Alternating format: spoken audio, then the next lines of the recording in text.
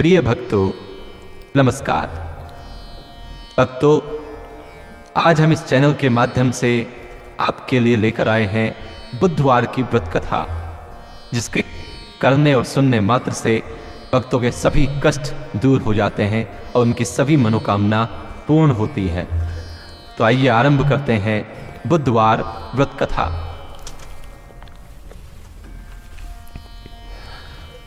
एक समय नैमिषारण्य वन में शौनक आदि मुनि एकत्र हुए और पुराणों के ज्ञाता व्यास जी के प्रधान शिष्य श्री सूत जी से पूछने लगे, हे मुनिवर, आपने हमें अनेकों पुनीत कथाएं सुनाई हैं जो दैविक और भौतिक पापों का नाश करने वाली हैं।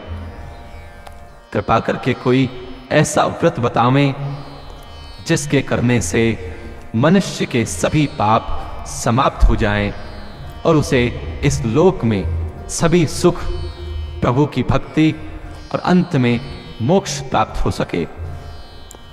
आप कृपा करके हमसे कहें। श्री सूत जी बोले, हे महर्षियों, मैं स्वयं इसका वर्णन नहीं कर सकता हूं क्योंकि यह विषय अथाह है। मैं आपके सामने एक सुंदर इतिहास कहता हूं जिसे महर्षि वशिष्ठ जी ने राजा मानधाता को कहा था। अब मैं उसी को आपसे कहता हूं। महाराज मानधाता अपनी सभा में बैठे हुए थे। उसी समय महर्षि वशिष्ठ पधारे। द्वारपाल ने महर्षि के आगमन की सूचना दी। महाराज अपने प्रधान सभासदों के साथ उठकर महर्षि जी को लेने के लिए आए और सुंदर आसन पर बैठा कर बोले, हे प्रभु, मेरे लिए क्या आज्ञा? वशिष्ठ जी ने कहा, राजन, मैं घूमते घूमते आपकी ओर चलाया हूं। आपको देखकर परम हर्ष हुआ।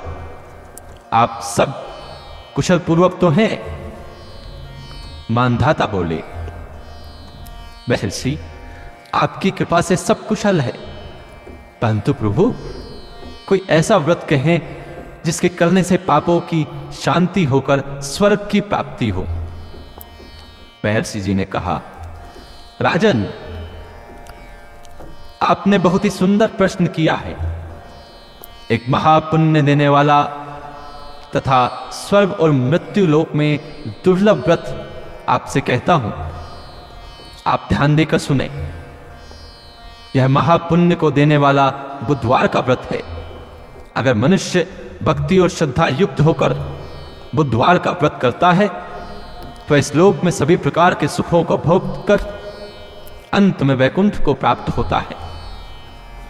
महाराजा मानधाता बोले, महर्षिवर, बुधवार के इस व्रत के करने से क्या फल मिलता है? इस व्रत की विधि क्या है? किस देवता का पूजन करना चाहिए इस दिन? और सबसे पहले पृथ्वी पर यह व्रत किसने किया? कृपा करके सब विस्तार पूर्वक मुझसे कहें। आपकी अति कृपा होगी। महर्षि बोले, राजन, मैं आपसे व्रत का फल संक्षेप में वर्णित करता हूं।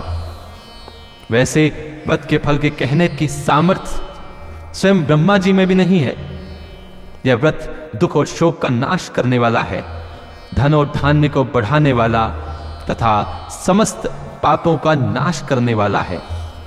जो मनुष्य जिस कामना को लेकर इस व्रत को करता है उसकी वही कामना पूर्ण होती है तथा समस्त पापों का नाश होकर उत्तम गति की प्राप्ति होती है। अंत में श्री हरि के लोक की प्राप्ति होती है। इस व्रत की विधि इस प्रकार है। मनुष्य भक्ति व श्रद्धा से बुधवार के दिन व्रत रखे। प्रातःकाल नदी आदि में स्नान करके नवीन कलश में जल भरकर लावे। किसी पवित्र स्थान में कमल का आकार बनावे। उसके मध्य इस कलश को स्थापित कर श्वेत चावलों से उसका पूजन करे। बुद्ध की स्वर्ण की मूर्ति कांस्य पात्र में स्थापित करके उस कलश के ऊपर रखे। मूर्ति को 2 सफेद वस्त्र धारण करावे, गंध पुष्पादि से पूजन करे, यज्ञोपवीत चढ़ावे, अशोक की छाल की बत्ती बनाकर दीप जलावे, गुड़ दही भात खीर का भोग लगावे और इन्हीं पदार्थों से ब्राह्मण को भोजन करावे। तत्पश्चात प्रदक्षिणा करके बुद्ध देवता की प्रार्थना करें। इस प्रकार 7 बुधवार व्रत करने से बुद्ध जनित संपूर्ण दोष दूर होकर सुख और शांति मिलती है और समृद्धि मिलती है, समृद्धि बढ़ती है। 27 बुधवार व्रत करने से पूर्व जन्मों में किए हुए पापों का नाश होकर स्वर्ग की प्राप्ति होती है। इसके बाद महर्षि वशिष्ठ जी ने कहा, हे राजन, सबसे पहले पृथ्वी पर जिसने बुधवार का व्रत किया था उसकी कथा सुनाता हूं, तो ध्यान से सुनो। पूर्व काल में मिथिलापुरी में एक राजा राज्य करता था। उसका नाम निमि था। उसके शत्रुओं ने परस्पर मिलकर मिथिलापुरी पर चढ़ाई कर दी। बहुत ही भयंकर युद्ध हुआ। इस संग्राम में महाराज निमि मारे गए तथा उनके राज्य को शत्रुओं ने अपने अधीन कर लिया। महाराज निमि की रानी का नाम उर्मिला था। उसके एक लड़का और एक लड़की थे जो अभी छोटे छोटे थे। जब रानी ने महाराज के मर जाने का समाचार सुना तो वह बहुत दुखी हुई। उसने विचार किया कि अगर मैं यहां महल में रहूंगी तो महाराज के शत्रु मुझे पकड़कर ले जाएंगे तथा मुझे राजकुमार और राजकुमारी को मार देंगे।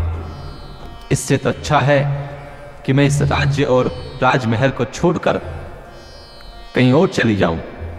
रानी ने ऐसा विचार करके अपने पुत्र और पुत्री को लेकर राजमहल के गुप्त दरवाजे से बाहर निकल गई। रानी उर्मिला अपने पुत्र और पुत्री को लेकर अन्न वस्त्र की चिंता करती हुई चारों ओर विचरण करने लगी। भगवान की कृपा से उसे जो कुछ फल फूल आदि मिल जाता था उसी को ग्रहण कर लेती तथा अपने पुत्र और पुत्री का पालन पोषण करती।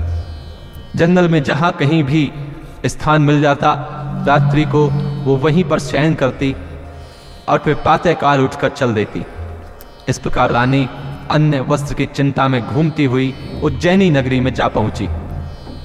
वहां एक ब्राह्मण के यहाँ कूटने पीसने के काम पर नियुक्त होकर अपना तथा अपनी पुत्र पुत्री का पालन करने लगी। कुछ वर्षों बाद रानी का देहांत हो गया। ब्राह्मण ने इस बालक के शरीर के चिन्ह तथा हस्तरेखा देखकर अनुमान लगा लिया था कि वह राजपुत्र है और एक न एक दिन अवश्य राजा बनेगा, परंतु अभी उसका भाग्य इसका साथ नहीं दे रहा है। ब्राह्मण ने राजकुमार को बुधवार का व्रत बतलाया। राजकुमार श्रद्धा और भक्ति पूर्वक बुधवार का व्रत करने लगा। व्रत के प्रभाव से बुद्ध देव प्रसन्न हो गए और उसके पुराने राज्य मिथिला नगरी की प्रजा ने विद्रोह कर दिया। राजा को मार डाला गया और पुराने मंत्री को पुनः मंत्री नियुक्त कर दिया। मंत्री ने आज्ञा दी जहां भी महारानी एवं राजकुमार हो उनकी तलाश की जावे और उनको राज सिंहासन पर बैठाया जावे। मंत्री जी ने अनेकों दूतों को राजपुत्र और राजकन्या की तलाश में भेजा। दूत विचरण करते करते उज्जैनी नगरी में पहुंचे। दूतों ने वहां राजकुमार और राजकुमारी को तलाश लिया और उनको लेकर मिथिला लौट आए। मिथिला नगरी की प्रजा और मंत्री सभी अपने राजकुमार को पाकर बहुत प्रसन्न हुए। राजकुमार को सिंहासन पर बैठाया और बहुत खुशी मनाई गई। राजकुमार को अपना राज्य वापस मिल गया तो उसने उज्जैनी से ब्राह्मणों को बुलवाकर राजगुरु के पद पर नियुक्त किया। राजकुमार ने अपनी बहन श्यामला का विवाह धर्मराज के साथ कर दिया तथा दहेज में काफी धन दिया। श्यामला धर्मराज को पति के रूप में पाकर बहुत ही प्रसन्न हुई। वह सभी प्रकार से धर्मराज की सेवा करती तथा हर प्रकार से प्रसन्न रखती थी। धर्मराज श्यामला से बहुत ही संतुष्ट रहते थे। घर का सभी कामकाज उन्होंने श्यामला को सौंप दिया। धर्मराज के घर में 7 कोठे थे। यह 7 कोठे कीलों से अच्छी तरह से बंद थे। धर्मराज ने इन 7 कोठों को खोलने को श्यामला से मना कर दिया था। श्यामला अपने घर के सभी कार्य भली प्रकार से करती, परंतु उन कोठों को न खोलती। इस प्रकार से श्यामला का काफी समय व्यतीत हो गया। एक दिन धर्मराज किसी आवश्यक कार्यवश घर से बाहर गए थे। श्यामला ने विचार किया कि पति देव ने सभी कार्यों को मुझे स्वतंत्रता दे रखी है, परंतु न जाने इन 7 कोठों के लिए मुझे क्यों मना किया हुआ है। इस कौतूहलवश श्यामला देवी ने धर्मराज की अनुपस्थिति में एक कोठे की कीलें निकाल दी और खोल कर देखा। उसने श्यामला देवी ने अपनी माता को यमराज के भयंकर दूतों द्वारा गर्म तेल से भरे हुए कढ़ाई में डालते हुए देखा। इस दृश्य को देखकर श्यामला बहुत ही दुखी हुई और उसके मन में आतंक छा गया। उसने फिर दूसरे कोठे को खोलकर देखा। वहां उसने अपनी माता को कोहनुओं में पिलते हुए देखा। अब श्यामला और भी दुखी हुई। उसने तीसरे कोठे को खोलकर देखा तो उसने अपनी माता को बड़े बड़े हाथियों द्वारा रोनते हुए देखा। फिर उसने चौथे कोठे को खोलकर देखा तो उसमें भयंकर कुत्ते उसकी मां को काट काट कर खा रहे थे। जब उसने 5वें कोठे को खोलकर देखा तो श्यामला की मां कंठ से पकड़ी हुई जाकर निचोड़ी जा रही थी। श्यामला ने 6वें कोठे को खोलकर देखा, वहां उसकी माता काठ के समान छीली जा रही थी। 7वें कोठे में उसकी माता के ऊपर बड़ी बड़ी शिलाएं फेंकी जा रही थी। उन सबको देखकर श्यामला को बहुत ही दुख हुआ। अपनी माता के दुखों को देखकर श्यामला अत्यंत शोकग्रस्त हो गई। धर्मराज जब लौट कर आए और उन्होंने श्यामला की ऐसी दीन दशा देखी तो उन्होंने पूछा, तुमने कोठे तो खोलकर नहीं देखे थे? मैंने तुमसे उन 7 कोठों को खोलने के लिए मना कर दिया था। श्यामला ने अपना सिर धर्मराज के चरणों में रख दिया और प्रार्थना की, हे नरेंद्र, मेरी माता ने ऐसा कौन सा पाप किया है जिसके कारण वह इस प्रकार से नरक की यातनाएं सहन कर रही हैं? धर्मराज बोले, श्यामला, तुम्हारी माता ने तुम्हारे और तुम्हारे भाई के स्नेह में वशीभूत होकर एक दिन ब्राह्मण के 7 गेहूं के दाने चुरा लिए थे। प्रथम तो चोरी ही महापाप है, उस पर भी ब्राह्मण के अन्न की चोरी करने से 7 कुल दग्ध होते हैं। इसी से तुम्हारी मां 7 प्रकार के नरक भोग रही है।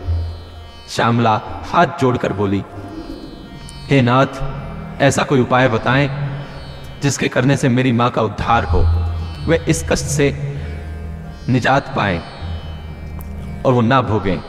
मैं अपनी माता के कष्टों को नहीं देख सकती। धर्मराज बोले कि हे देवी, पूर्व जन्म में तुम ब्राह्मणी थी।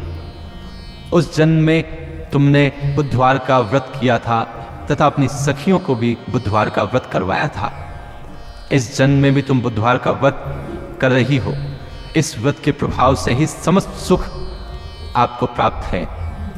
अब आप सत्य प्रतिज्ञा करके इस जन्म के बुधवार के व्रत के पुण्यों को मेरे सम्मुख अपनी माता को दे दो। ऐसा करने से आपकी माता के कष्टों की समाप्ति हो जाएगी और उन्हें उत्तम सुख प्राप्त होंगे। श्यामला ने ऐसा ही किया। पुण्य के मिलते ही श्यामला की मां उर्मिला पीड़ा से मुक्त होकर दिव्य शरीर धारण करके स्वर्ग के लिए चली गई। भगवान विष्णु के दूत सुंदर विमान लेकर उसे लेने के लिए आए। इस दृश्य को देखकर श्यामला ने बहुत ही आनंद मनाया और आगे भी बुधवार का व्रत करती रही। इस कथा को सुनकर महाराजा मानधाता ने बहुत ही सुख माना तथा वशिष्ठ जी की बहुत प्रकार से सेवा की तथा बुधवार का व्रत कर इस लोक में अनेकों प्रकार के सुख भोग कर अंत में दुर्लभ मोक्ष की प्राप्ति की। बोले विष्णु भगवान की जय। भक्तों, इस प्रकार यहाँ पर बुधवार की यह व्रत कथा समाप्त होती है। नमस्कार।